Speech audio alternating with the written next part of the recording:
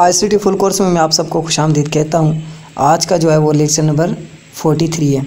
Central processing unit को हम previous classes में एक दो क्लासेस में देख रहे हैं, तो आज मज़ीद और इसको देख रहे हैं कि भाई हमारा सेंट्रल प्रोसेसिंग यूनिट जो है वो किस तरीके से और काम करता है। तो यहाँ पर जो है मैं आप लोगों को ये सेंट्रल प्रोसेसिंग यूनिट जो है माइक्रो प्रोसेसर जिसको कहा जाता है उसके बारे में थोड़ा सा बता दूं। तो यहाँ पर जो है माइक्रो प्रोसेसर, यहाँ पर ये आपको जो फ़ैन नज़र आ रहा है, इस फ़ैन के नीचे जो है माइक्रो प्रोसेसर को रखा जाता है। और यहाँ पर देखिए आपको लिखा नज़र आ रहा होगा इंटेल, ये किस्म का फ़ैन है। उस फ़ैन के नीचे जो है एक कुछ यानी कि कुछ सर्किट्स होते हैं, या ऐसा कह सकते हो कि हीट कुछ सिंकर्स होते हैं। उसके नीचे जो है PGA टाइप एक यानी कि पोर्ट होता है, उस पोर्ट के अंदर इसको रखा जाता है और ये ब्रेन ऑफ कंप्यूटर है। CPU सेंट्रल प्रोसेसिंग यूनिट जो है वो इस तरीके से काम कर रहा होता है जैसे कि इंसान का जो सारा का सारा जो, जैसे कि मैं अभी हाथ चला रहा हूँ या मैं जो बात कर रहा हूँ, ये जो मैं आपको समझा रहा हूँ, तो ये मेरा सारा का सारा जितने भी यानी कि लफ्ज़ निकल रहे हैं वो मेरे दिमाग से निकल रहे हैं। तो यहाँ पर ये जो आपको नज़र आ रहा है ये सेंट्रल प्रोसेसिंग यूनिट का दिमाग है और वहीं से ये सारी चीज़ें निकल कर आगे ट्रांसफ़र हो रही हैं एज ए नसेस के थ्रू। सेंट्रल प्रोसेसिंग यूनिट के अंदर अगर हम मेमोरी रैम को वगैरह को देखें तो यहाँ पर आपके सामने कुछ मेमोरीज़ आ रही हैं 010101, जैसे ये प्रोग्राम 1 है, प्रोग्राम 2 है।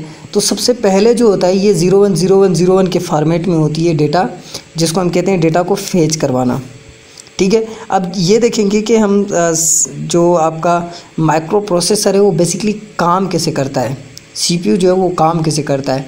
तो ये काम करता है, सबसे पहले जो है वो मेमोरी को फेच करवाता है।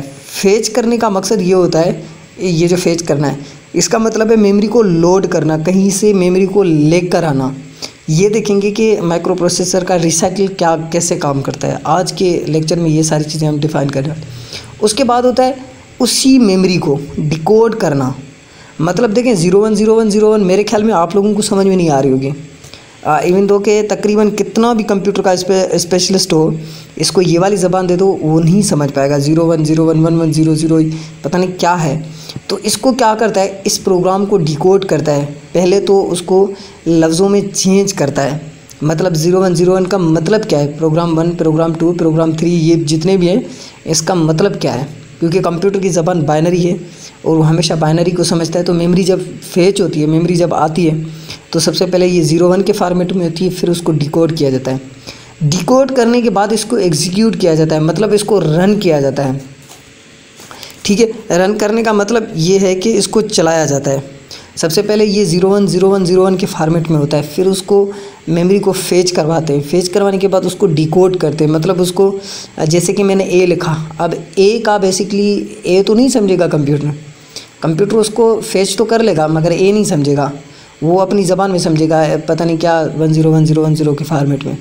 फिर यूज़र कैसे समझे उस 1010 को, तो उसके लिए क्या किया जाता है, उसको डिकोड किया जाता है। डिकोड करने के बाद एग्जीक्यूट किया जाता है। ठीक है, एग्जीक्यूट करने के बाद कहीं ना कहीं हम इसको स्टोर कर देते हैं, जैसे किसी न किसी मेमोरी के अंदर हम इसको स्टोर कर दें, किसी न किसी यानी कि जो आपका कंप्यूटर मेमोरी होती है उसके अंदर रख देते हैं। ठीक है, स्टोर करने के बाद यानी कि स्टोर ही होता है, ये सारी चीज़ें आपकी यानी कि आपके जो मेमोरी का रिसाइकिल होता है इसमें आ जाती हैं। सबसे पहले मेमोरी को फेच करना, डिकोड करना, एग्जीक्यूट करना और स्टोर करना। अच्छा, यहाँ पर ये मेमोरी का एक रिसाइकिल है जो साइकिल बिन होता है। जैसे कि आपका CPU जो है बेसिकली काम कैसे करता है, CPU जैसे कि दिमाग होता है कंप्यूटर का, वो किस तरीके से काम करता है। सबसे पहले मेमोरी को फेच करेगा, फिर स्टोर करेगा, फिर एग्जीक्यूट करेगा, फिर पहले मेमोरी को फेच करेगा, फिर डिकोड करेगा, फिर एग्जीक्यूट करेगा, फिर जाकर कहीं ना कहीं स्टोर कर देगा, उसको अंडरस्टैंड करेगा, उसको समझेगा। ठीक है, सो चिपसेट जो हैं वो हम नेक्स्ट क्लास में पढ़ेंगे।